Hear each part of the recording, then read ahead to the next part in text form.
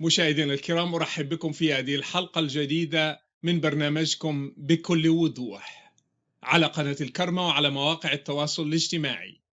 حلقتنا لهذا اليوم هي بعنوان حوار مع القس الذي هزم أردوغان. حواري سيكون مع القس أندرو برونسون وزوجته نورين. طبعا كما تابعنا في الإعلام سنة 2016 قام أردوغان باحتجاز القس الأمريكي أندرو برونسون وقام بابتزاز أمريكا، لكن أمريكا فرضت عقوبات قاسية جدا على تركيا وأجبرت تركيا على إطلاق القس رغم أنف أردوغان. أردوغان الذي حاول ابتزاز أمريكا ومبادلة القس بالتركي الموجود في أمريكا فتح الله جولا، وطبعا لفقوا التهم وجعلوه إرهابيا حتى يحصلوا على مبتغاهم، لكن واجهوا إدارة أمريكية قوية أجبرتهم على إطلاق القس بعد شهرين فقط من ممارسة العقوبات. القس أندرو برونسون قضى 23 سنة في تركيا في خدمة تركيا وفي خدمة المؤمنين المسيحيين في تركيا، لكن رغم ذلك لم تشفع له تلك المدة الطويلة التي قضاها هناك. وكما تابعنا في الصحف، في الأول قالت واشنطن لتركيا أطلقوا سراح القس برونسون الآن، وبعدها طبعا عاندت تركيا وقال أردوغان لترامب تركيا لن تتراجع من خلال تهديدكم بفرض عقوبات لها. وقال أيضا أردوغان أن القضاء التركي مستقل، وطبعا نحن نعرف أن هذا الكلام غير صحيح على أرض الواقع. بعدها أردوغان قال بأن عقوبات أمريكا بشأن القس لن تجبرنا على التراجع. وبعدها بعد المفاوضات والعقوبات بدأ الكلام أو الحديث عن إطلاق تركيا للقس الأمريكي مع حفظ ماء الوجه. بعدها طبعا اضطرت تركيا لإطلاق سراح القس برونسون ودفعت ثمن ذلك باهظا. بعدها أيضا وصل القس بعد إطلاق سراحه إلى البيت الأبيض وعمل مقابلة مع الرئيس الأمريكي دونالد ترامب، بل قام أيضا بالصلاة من أجله في مشهد تناولته جميع الصحف العالمية ووكالات الأنباء. وبعدها أيضا حصل لي الشرف أن ألتقي القس برونسون وزوجته، وطلبت أن أقوم بحوار معه في هذا الإطار. وهنا صورة أخرى، وأيضا كتب بعد ذلك كتب القس برونسون كتابا اسمه رهينة من أجل الله. إذن حواري سيتمحور حول لماذا سجن القس برونسون في تركيا بعد قضاء حوالي 23 سنة من هناك، ولماذا لفقوا له تهمة الإرهاب، ولماذا في الأخير اضطر أردوغان لإطلاق سراحه مرغما ومستسلما للضغوطات الأمريكية. لماذا كان يقول بأن القضاء مستقل ومع ذلك أطلق سراحه في الأخير؟ كيف تطورت هذه الأحداث وكيف حصلت، وما الذي حصل له ولزوجته خلال تقريبا 2 من الاحتجاز؟ كل هذه الأسئلة سنعرف أجوبتها في حوار شيق مع القس برونسون وزوجته نورين. طبعا الغرض من هذا الحوار هو إلقاء الضوء على الملابسات التي حصلت في السجن لهما وماذا حصل في هذه الأثناء. أتمنى لكم فرجة ممتعة في هذا الحوار. معنا القس برونسون وزوجته نورين، كتاب جديد God's Hostage أو سجين من أجل الله إذا أردنا تقريب المعنى. We have Pastor Andrew Bronson with us and his wife, Miss Bronson, but they allowed me to address them informally. Andrew, Noreen, welcome to my show. Thank you. I really was blessed reading your book, and your story is amazing, and it shows just how our God is awesome, and it's just an amazing story. The name just caught my attention, God's hostage. Why God's hostage? I think this is to emphasize the God story, because most people have heard of the imprisonment, and obviously I tell my story, what my experience was, my struggles, and the way that God took me through, but that's sort of focusing on the human side still, and also the political intrigue, the Turkish government, the false charges, all of those things. But behind all of that, there was God's story going on. So I was Erdogan's hostage. That's the president of Turkey, President Erdogan. I was really his hostage for 2 years, but God was involved. And when the right time came, when he had accomplished what he wanted to through my imprisonment, when God had finished what he wanted to through my imprisonment, then he caused me to be released. So I'd say it was really God's story too. The human story, but God's story behind it all. So I was really God's hostage. But why not prisoner? Why hostage? Just a technical. Yeah, I don't know. Okay. So actually, the publisher suggested this title Okay. Yeah. because as the time went on, as the imprisonment went on, then the U.S. government started to refer to him as hostage. Yes. So they probably took it from that. Okay. So let me go at the beginnings. Both of you were solid Christians, believe in God. Why would two Americans just go to Turkey? I mean, people are going the other way, not from those countries to, not from America to the Muslim world. It's the other way around. Why you would leave America and go to Turkey? Can I start off by saying we actually wanted to go to Egypt? Really? Yes, that was what we really wanted. Our desire was to go to the Arab world, and then our church asked us to go to Turkey. So you can go on. Yes, I was going to say something along those lines. So when we hear Arabic, that's the language we were hoping to be speaking. But the Lord, shortly after we were married, the Lord worked in both of our hearts and showed that he wanted us to go to the Muslim world. Why? It's because of the love that he has for the people there. And so he put some of that love in our hearts. And that's the only thing I can explain. So you are telling me you love Muslims? Yes. Yes. And I mean, We say we love the Turks. Now, we have suffered at the hands of the Turkish government. Yes. But we say we love Turkey, we love the Turks. This is not just talking about how we love the food and the culture. We did live there 25 years, and our children were born there, grew up there. So obviously we appreciate many things about the culture and the people. But when we talk about loving the Turks, we believe God gave us some of his love. It's a supernatural love. And this love isn't about our feelings primarily for the Turks. It's a commitment to see God's blessing come to them, to work for their good. So you went as missionaries to Turkey? Yes. So we went to bring the good news about Jesus Christ. To That was preach our the goal. gospel to them? Yes, in whatever way we could do it. Yes. And so many in the Muslim world, they see missionaries as spies and CIA agents. Myself, I grew up with that idea. So we didn't use the word missionaries. What we would say is we work in a church, because we know that there's that, from the past, there's that association, and people portray missionaries as being agents of foreign governments. So we would explain to the Turks, no government sent us. For example, we're American. The American government does not send any church workers out. They're not allowed to. We were sent by people just like you, teachers, lawyers, doctors, plumbers, people who work and who then, because they want Muslims to hear about Jesus, they're willing to take some of their money and help somebody go to do that.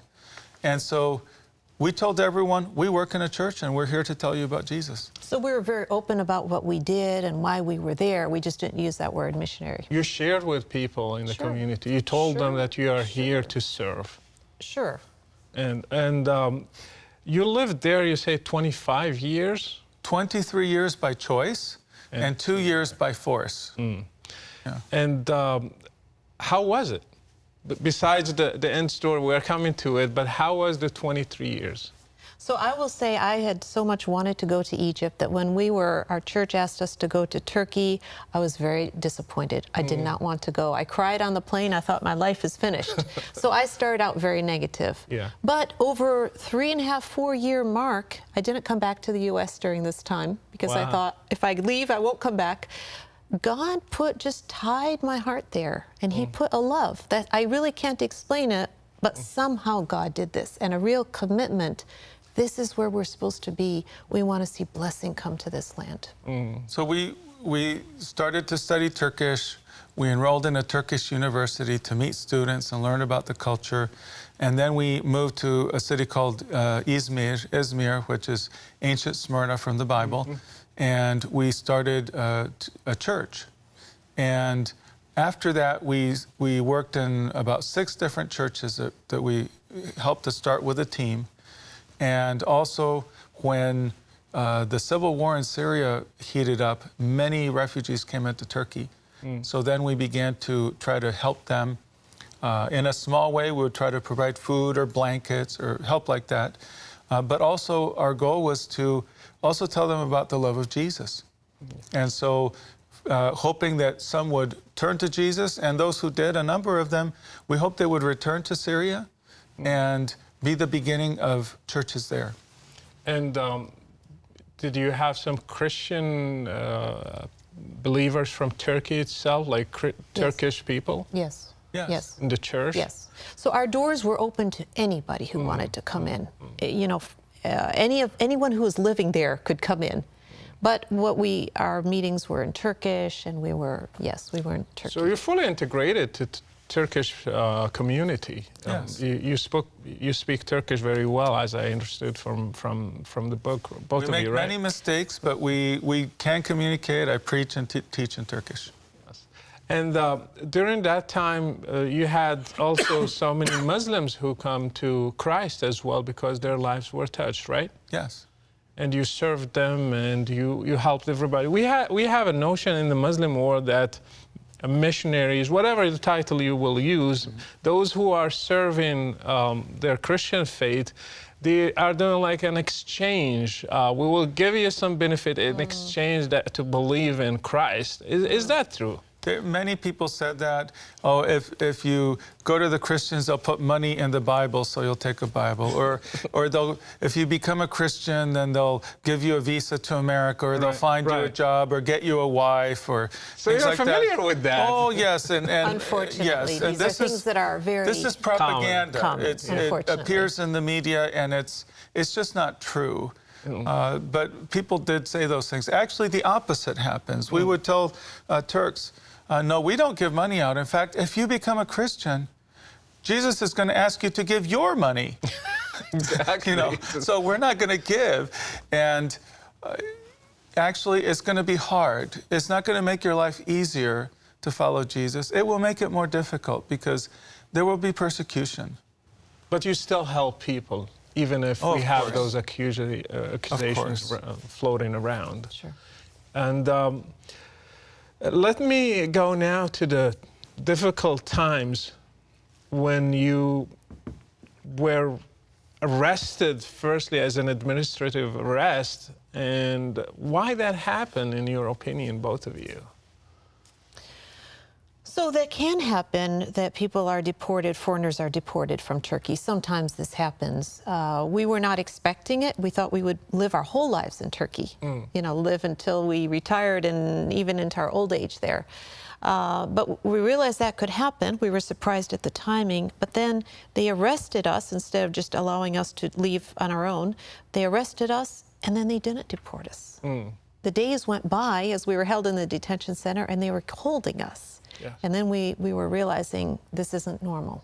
Well, on the news, I wasn't really fully aware that both of you were arrested. It just seemed that the focus was more on Andrew than Noreen, and it was a surprise to learn later that both of you were, at first, you were both arrested. Well, that's because when we were held together 13 days. Then she was released. And until then, there hadn't been anything in the news. So then they moved me to another place. They kept me in a solitary cell just by myself. And then Noreen started to tell people, this is what's happening. And so when news started to come out, she was already free. Yeah. But tell me about that time. How did you feel when you were arrested, both of you, and you were just serving the Lord? You were not doing anything wrong. So as Andrew describes in the book, there were certain risks that we were aware of. You know, someone can always come against us. In fact, a gunman came against him. Yes, I read the some story, years yes. ago. So you try to take the precautions you can, but you can't completely protect. But this, imprisonment, to be imprisoned was a new thing. That was not something that we had thought about so much. When we were in the detention center and being signed in, and they said we were a threat to national security. But just as we were signing the papers that we had been informed, the official in front of us received a phone call saying, and then he circled, or he checked the box for terrorism. And then my heart sank, and I thought, something is really wrong here. Something is going wrong. So from that, I didn't want to say anything to him and to make him more concerned. Yeah. But I was concerned that this wasn't a normal deportation. And at that time, there had been an attempted coup in the summer, in July of 2016. So this is October that they've arrested us. And Noreen was afraid that we would just disappear into the prison system in Turkey, just disappear, because this was happening And to it can people. happen to anybody. And we had, in 2009, God spoke to me and said, prepare for harvest. And so since then, everything had been focused in our ministry. How do we get ready for a powerful move of God? And so in 2016, when we're arrested, I was thinking, God, have you cut this assignment short? And Noreen was thinking, I wonder, God, if you're going to allow them to put us in prison with all of these tens of thousands of people who've been arrested. Is that where we're supposed to be to prepare for harvest? Well, is that where the move of God will start? So she was thinking, I may never see my children again.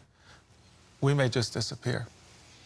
So at first they told you your visa expired and you will be deported, or how did... Our visa was fine. There was no problem with our visa. We have not done anything illegal in Turkey. We did not break the laws. All of the work we did telling people about Jesus or opening churches, it was all done legally. No, we were simply told, you are a threat to national security, we're deporting you. And then they said, you're part of a terror group. And then when the U.S. government started to ask about me, they made all kinds of different, they would say one thing, oh, he's working with terrorists in Syria.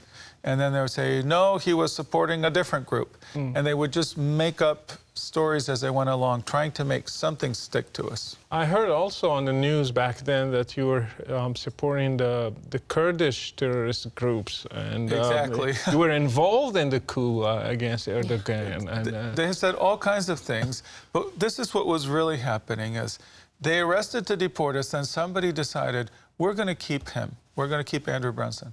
And I think that the goal here was to intimidate other church workers and have them leave the country because of fear. And also to the local believers, the Turkish Christians, to make them afraid. I think the message was, if we can do this to an American, we can do this to anybody. So it was intended to cause fear. And then later on, they decided to keep me and see what they could get from me, for me from the American government. Yeah. Well, knowing that Turkey is a Muslim majority country, did you feel resentment to the gospel, and people are having this, let's say, enmity towards Christianity, or they are just normal people? Do they hate Christianity as a faith? The government, for example, the police? They're very suspicious of it, and I think I want to explain what was really happening with the God story. It goes back to Turkey was the head of the Ottoman Empire, as you know. Yeah. And so they ruled over the Muslim world for centuries. And so they conquered many peoples. And wherever they went, the pressure on the church was pretty strong, and the church often shrunk. It would become very small. It was a lot of pressure. And so Turkey is a key country spiritually. They affected many people with Islam, and they affected, obviously, Christianity too. And so what God was doing through my imprisonment was He raised up millions of people around the world. It's astounding how many people were praying for me. It was an unprecedented prayer movement focused on one person. Yes. So I became a magnet, drawing in prayer from China, Iran, South America, Africa, from so many countries. And God did this. Why did He choose Turkey? He could have chosen another country to bring all this prayer in. Instead, He pulled it into Turkey because I believe that when something breaks in Turkey, when there's a spiritual change there, when the powerful move of God comes, that is going to then spread also to the countries that were under Turkish influence spiritually for centuries. So this is the God story that He was doing. So it goes, there's a lot of hostility towards Christianity in Turkey. So Noreen, when you were released, did you start right away talking to politicians, media, trying to make some awareness of the story? Yeah, immediately, not to media, because we were trying to just keep things quiet and hope to resolve things diplomatically in an easy, quiet way. That was our desire. But I did start to make contact with, you know, who can help. This was a new situation. I'd never been in, like, who do you contact? Who helps with these kinds of situations? So yes, I was starting to make my contacts. If somebody would say, hey, try this, I try this. I was kind of going in every direction and trying to raise the prayer support also. And I mean, I read how you went through these struggles also of faith in prison, where is God, and all these questions. I mean, how did you feel the 13 days as a believer going through this? You're loving the same people, they are hurting you. And you spent almost like the best time in your life just trying to serve them, and at the end, this is what you get. Well, how did you process that during those 13 days? So I don't remember specifically, but we were praying together, we were worshiping together during those days, and I think we were specifically saying we forgive during those days, I believe. Because that's what we have to do as Christians. Actually, as Christians, we know that persecution can happen to us. And so we don't know what form it can take, but we know this can happen. And so in that sense, it wasn't a surprise. And then we know what our response needs to be. But it's difficult to work to that. But we know actually what we need to do. We need to forgive. We need to bless. We need to pray that God will change the situation. I know that when you were together, she was a huge support for you, but then suddenly you are alone. Tell me about that experience. Yeah, it was when they removed her, this is what I had been afraid of. I did not want to be left alone. So I started to think, okay, I need to really press into God because I had a lot of fear. What's going to happen to me? Are they ever going to let me go? And being alone in solitary confinement really, really pushed me. It tested me. And I had to focus on God throughout the day, the whole day, to keep myself from going crazy. I thought I was losing my mind. And what saved me during that time was a little booklet came through. It got through the guards, and it was a list of 10 different prayers, and it had some Bible verses. And I just used those prayers, and I'd use this prayer, and I'd go over it for about half an hour. Then I'd move on to the next prayer, and then the next one, and memorize those Bible verses. And it helped me to structure that time and fill this emptiness that I was in. That's what kept me going. Probably what our audience do not know, I'm sure if they get the book, they will read it, but I mean, like me, I thought of Turkey as a more open country than Saudi Arabia. Of course. So when I was reading, they didn't allow your Bible in. for me, it didn't make any difference between Saudi Arabia and Turkey. And how did you feel when they didn't allow even your Bible? And you are a Christian. Yeah, it made me mad. I mean, because I think that it was people in authority were just doing things that would make it more difficult for me. But you are right that there is a difference and that Turkey has been there's been a lot of freedom. Yes. Actually, there has been. Not a lot of spiritual interest, but a lot of freedom overall. Yeah. And of course, Turkey is changing and it's becoming more Islamist. Yeah. So weren't you surprised that even the Bible, I mean, as you say, it was translated into Turkish and it has nothing illegal in it. That's right. That's I can tell you, we so wanted to have a Bible. And in my second detention center, again, I couldn't have it. Eventually, I got one. Then they put me in a high-security prison. I couldn't have a Bible again, and it took 2 or 3 months before I could have one. But just to have, once I had the Bible in my hands, it was such a comfort to me. One thing that struck me while reading your story, the false witnesses they brought. What were the accusations, I mean, officially, and who were these witnesses? So there were 3 kinds of witnesses. Some were people who did not know us at all, and they just had an agenda. And they said all kinds of lies, that I was a military spy, that I had said I would cut the heads off of Turks, which is, of course, very inflammatory, that we were working with the PKK, all kinds of crazy things. And then a second group was actually people who claimed to be Christians, who, some of them from our own church, who had left over the years unhappy. Some of them wanted to be leaders, and they weren't given leadership for various reasons. So they had envy and resentment. And so then they jumped on and they began to tell all kinds of lies as well. Then there were other witnesses who heard about my case in the media once it became more known, because I was held without trial for like 18 or 19 months. So it was quite a long time before they actually brought me to trial. So there were all kinds of stories in the media, propaganda, terrible lies that were being said. And some prisoners heard these, and then they thought, oh, if we tell lies about Andrew, then maybe they'll let us out of prison earlier, put us in a better prison. So there were a number of prisoners who came forward with false testimony. It wasn't as hard for me to forgive them, because I thought these people are just being used. You know, they're under a normal court system. If they said this kind of thing, no one would listen to them. So it was harder for me to forgive the Turkish leaders, because they were the ones who were doing this at the very top. But I still had to forgive them.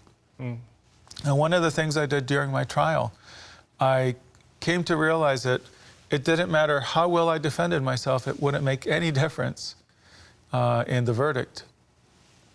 And so I decided I want to be here as a witness to who I am as a Christian, as a follower of Jesus. And so one of the very important things I wanted to do was to forgive publicly, to say, just as God forgave me, I am required as a Christian to forgive those who hurt me. And so I choose to forgive. And then I listed by name every one of the witnesses, said, I forgive them. I am not seeking revenge. I leave them to God. I'm leaving it to God. Yes. Do you think the people, the officials, judges, people who were involved, they knew that you were, both of you were innocent? Oh, yes. Yes. Oh, yes. Because the truth is, we did everything very openly in Turkey. Our meetings were open to anybody who wanted to come in. And so the police in Turkey watch us. You know, and that's okay, because we know that we're not doing anything wrong. Were you ever interrogated in the past, let's say? No, years never. ago? We had no issues with the police. And the average Turk, many of them will think that we're guilty, because they just hear all of the propaganda that's put out through the media, most of which is controlled by the Turkish government. Yeah. But the people who are actually making the decisions, they knew very well that I was innocent. In fact, the United Nations, they have something called the Working Group on Arbitrary Detention. They take about 30 cases a year worldwide, and they took my case. And their conclusion was that the Turkish government arrested me falsely because of my nationality, to use me as a bargaining chip, but also because of religious persecution. So for the United Nations to say that they were persecuting a Christian, I think is very unusual. But it shows they knew what they were doing. So, Noreen, you think you were targeted because of your faith and also because of opening a church and trying to serve your God there and trying to present the Christian faith in a loving way to Muslims? You think that made you an easy target for them? That's what targeted us for deportation, for arrest and deportation. And then it also changed to being more of a political thing as time went on, you know, between the two countries. But behind it, there is a spiritual thing that drives it. So that's why they decided to hold me, I think, to intimidate Christians. And the God side of the story is God outmaneuvered them. And he took what they intended to do to harm me, and instead he used it to bring great blessing into Turkey. So all this prayer coming into Turkey, it's for the blessing. And now it's a worldwide story. It's even there is a book, and now on this show many Muslims will hear about it as well. And it has a victorious ending as well. It's not only what they did to you. Yeah, it was painful, but the ending was really for God's glory. Yes. So tell me, I mean, after all this happened, I mean, there are a lot of details of what you went through. 2 years are not easy. To lose from your life and to lose in a very bad condition. Can I tell you what was difficult? 2 years, if I had known it was going to be 2 years, then even though it was difficult, I would just try to hold on. But I didn't know it would be 2 years. They wanted to give me 3 life sentences in solitary confinement. And so that means that I would stay in a Turkish prison until I die and not be with my wife and children again. So it's living with the uncertainty. And this is where people are really tested. Christians are tested. When we're going through a test, we often don't know how it will end or when it will end. And we just have to hold on and commit ourselves to persevere and to keep our eyes on God. And we don't know when it will finish. When you were fighting for Andrew's release and you had, I mean, you were not certain what's going to happen, the outcome, and probably he will be sentenced for life prison. And what were you thinking? What was going through your mind? Well, as I started, many things were going through my mind, but as the prayer started to increase, and by the way, I just want to thank all of those who prayed in the Middle East, in North Africa, because I hear that there was prayer coming from all these places, and especially prayer from those places was very special to me. So I just thank all the viewers who were part of this. As we saw the prayer rising, we started to realize there's something supernatural going on here. And God is raising up this prayer for him, also for Turkey, very much. But I thought, if God is raising up this prayer, I believe that actually he's going to answer it in giving his, not only his release, but also spiritual release given to many people in Turkey and the Middle East. So it gave me hope that God is going to answer this prayer that he is raising up. That's one thing. Another thing is that God had given us some promises through the years of things he wanted to do through us, and they had not yet been accomplished. So I thought, okay, these things, Andrew has a future outside of prison. I don't know how long this time will last, but there's something coming afterwards, and we need to hold on to that. Most of the time I thought that. Sometimes I was also in despair. So when the government, the American government, get involved and the case became like a high-profile case, not just a pastor in a prison in Turkey, it became a cause for tension between the two countries as well. And so did you feel that God moved it to another level Did you feel that God is going to intervene this way since so many politicians were involved in the Congress and different places, human rights organizations, international organizations? So what did you feel when it got the whole world's attention? So on one hand, it was very encouraging. And I think that behind, to reach the President of the United States, it's not simple. No. We have no connections. How could this happen? So it was actually the prayer that was fueling all of this, to even be able to get there. And I did pursue relations, in other countries that I thought might be able to help intervene. And really what God was doing was amazing. He has people here and here and here that he's using. So many places God has his children.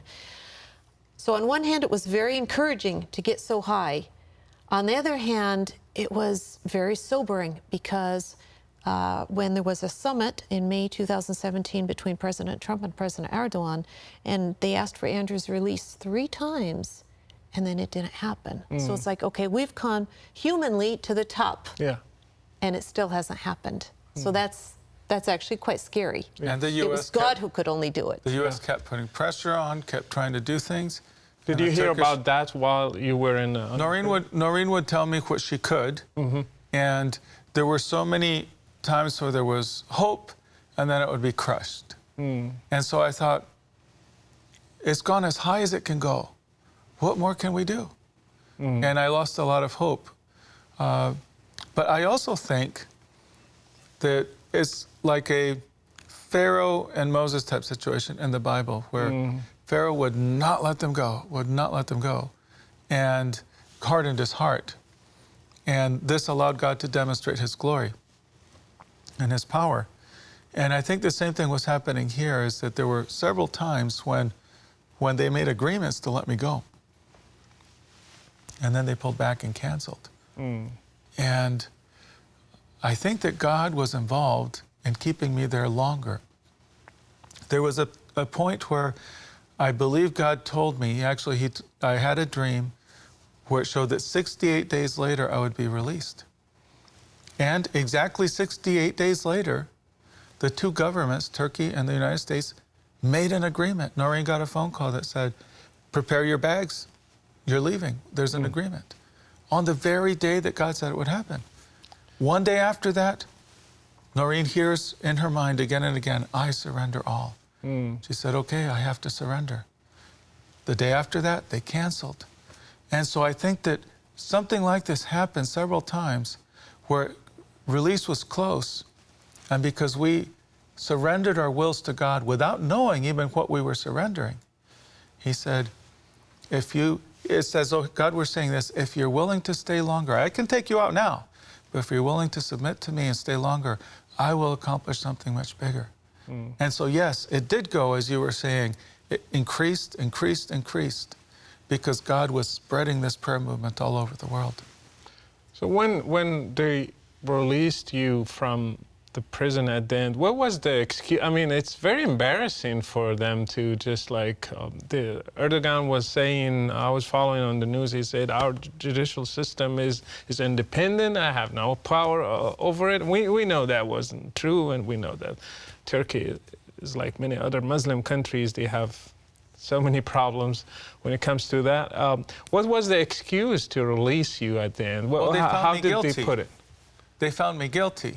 So the judges said, you are guilty of aiding terror groups. And so they said, you are a terrorist. Okay. And they declared me guilty. And then they said, because of this, we're going to impose a prison sentence. And then after they imposed the prison sentence, and I thought, okay, after all this pressure, all these things that have happened, they're going to send me back to prison. And my heart just dropped. It was very hard. And then right after that, they said, we're reducing the sentence, and you've already served some time. We're counting that, and we're releasing you while you appeal our sentence. And you can also leave the country if you want to. So it's like they're saying, please leave. Please go as fast as you can. And so then we're trying to get out as quickly as possible, because they could change their mind at any moment and arrest me again and put me in prison. So it was like a roller coaster where I'm sentenced as a terrorist. They give me a prison sentence. I think I'm going back to prison. And then the sudden release unexpected, and then within a day back home in America with our family. So it was just an unexpected and very fast deliverance. So now you're still in the eyes of the court, the Turkish court, you are a convicted terrorist. Yes. But they know that it's not true and they had to work a deal and let you go. Well, the government knows it isn't true. The people up at the very high levels who make these decisions, they know it. But the Turkish people have been told all kinds of lies about me. And this is where we look at what Jesus said in the Bible. He said, people will call you evil if you follow me. That's right. Actually, Christians are the most loving, generous, kind people that I've ever met. But I often wish that the Turkish government, instead of saying, he's a spy, he's a dark priest, he's wanting to destroy Turkey, he's a traitor. I heard Rambo. Yeah, they call me Rambo priest.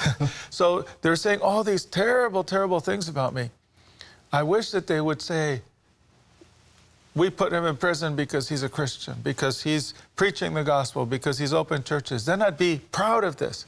But instead, they call me evil. And actually, by doing this, saying that I'm a traitor and I hate the Turks and want to destroy their country, they're actually painting all Christians in Turkey with the same brush. Right. And so this was propaganda led by the government that really makes all Christians look like traitors. And of course, then the population begins to, this is all they receive through their news and their TV shows and their newspapers. So it just heightens the hostility towards Christians. I was going to ask you, Noreen, how this affected the, powerless Christians there, Turks and others who live there. Constant fear because anything can happen. If it can happen to their pastor, it will be easier to happen to any of them. So how this affected the whole Christian community there? So I think there was intimidation and there was fear. And we were afraid. We didn't know what was going to happen next, in that time. So far, no more people have been arrested. But I think that it's difficult. We have to be prepared for difficulties to come. How we can prepare completely, I don't know, but one way is really to be walking very closely to God and spending time with Him regularly. I always would, the women in the church, I would always encourage them in Turkey, to spend time with God. It's so important to be that we can be the best prepared that we can be.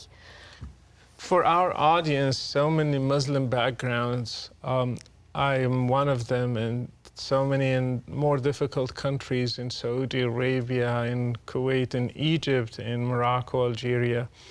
They're going through a difficult time. And we're used to it as Muslim background believers. We're not used to seeing missionaries going through that because most of missionaries, they will just deport them when they found out their relationship with the local church. You went through it. You were an exception. What's your message for those people like me who still live in those places? Yes. So persecution is difficult. Jesus said it would come. My mother said something to me early on in my detainment. She visited me and I was weeping. I was full of grief and fear. And she said, Andrew, there's a long line of people who have suffered for Jesus Christ. It's a very long line that extends from now back 2,000 years. And it's now your turn to stand in that line. So there's a long line of people. There are many people who've suffered for Jesus over the centuries. And it's hard. I didn't feel strength when I was suffering. I didn't feel God's presence. It surprised me. And I had expected something different, that I'd be full of joy and full of strength. People would say, be like Paul and Silas.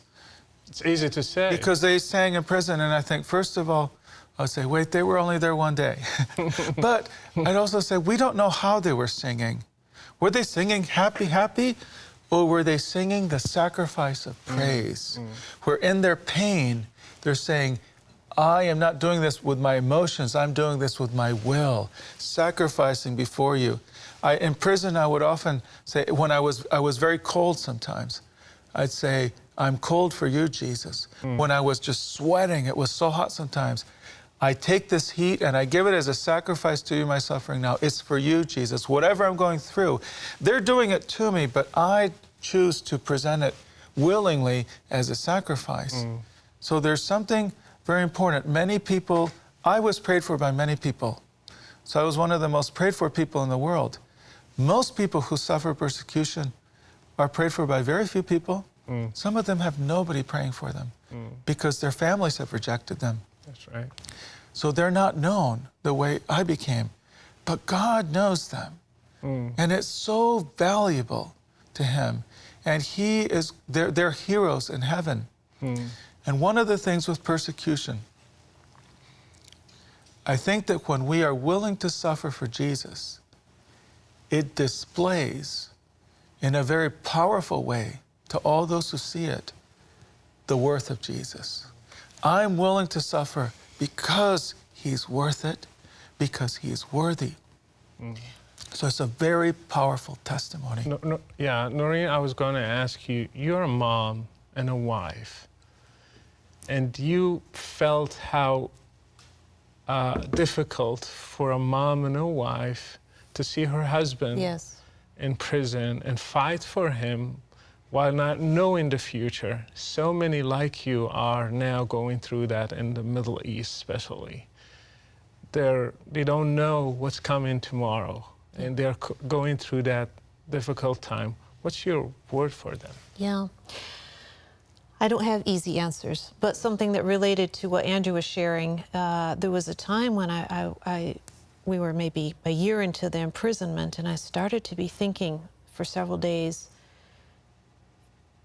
is it worth it? Is Jesus worthy? Those are two different things. And for anyone who's a true believer in Jesus Christ as Savior, we have to say he is worthy. He has suffered. You know, he came and humbled himself and did everything for our salvation. He is worthy. He is sinless, and he is worthy. So that was easy to answer. Is it worth it? Is he worth it? Is he worth this pain that I'm going through? And I had to struggle through it, because when you're out of it, you say, yes, of course it's worth it. We see the view of eternity, but when you're in the middle of it, all you want is to get out. Yes. You just say, God, I don't care. Just get me out of this. And I felt sometimes I'm being like squeezed here. I'm right here, and I want to just wiggle out of this problem, but I can't. I can't get out of it. So I understand, and what many people are going through is much harder than what we went through. We had people praying. We had, God gave so much help to us. But all I would say is, he is worthy. It is worth it. And if I would encourage them to really press into God, because he is the only one who can bring them through the hard time.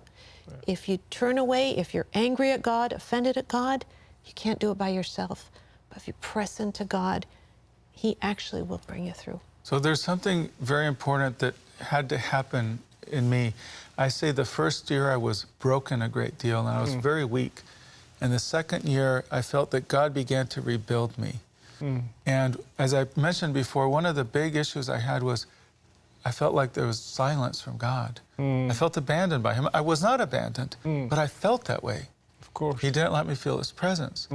And I had many questions. I struggled in my faith, and I had doubts. And I had to come to a point where I say, I have to make a decision. I made a decision. I am going to fight for my faith with my will, not my emotions, but with my will. I make a decision, and I made a decision to turn my face to God, not away from him. And I think everyone who's going through difficulty, many of your listeners, many people who go through persecution, they feel the silence of God. I don't understand why, but it is something that happens. There are reasons for it, but my emphasis is when you're going through the valley of testing, when you're in darkness, you have to make a decision. I am going to turn toward God. And this is what I said. Whatever you do or don't do, if you don't give me your presence, if you don't give me your voice, if you never release me, I am still going to follow you. So it was a determined, and you know, even in my strength and my determination, it's very weak. But God sees that and he says, yes, this is what I want from you. And so then he began to strengthen me. And I call it cooperating with his grace. Yeah. So for your listeners, I would say, make that decision that you will turn to him. Because I said, it doesn't matter if you answer my questions. I don't need the answer to my questions or my doubts. I don't need those to have a relationship with you. I just need to hang on, hang on. You know, the most helpful thing someone told me, someone wrote to me, I was getting all these things. Pray, you know, be like Paul and Silas, worship your way out, preach the gospel in prison. Somebody wrote to me, Andrew, just breathe. Just look to God, hold on, and just breathe. Hold on. And I would, every morning before I even got out of bed, I'd lift my arm up and say, Jesus, take me through this day. I have to walk with you through this day. When you look now back, it has been almost a year.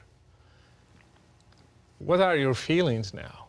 How do you look at this whole experience? How you evaluate it? And how do you put it? So not everyone has an ending like mine. There, people would sometimes say, well, trusting God, of course, and thinking this, you'll eventually get out. There's no Bible verse that says, Andrew, you will get out of prison. Okay, so there just isn't. I'm very happy to be out. Not everyone's story ends this way. Right. So I'm very blessed. I'm happy to be with my children and with my family.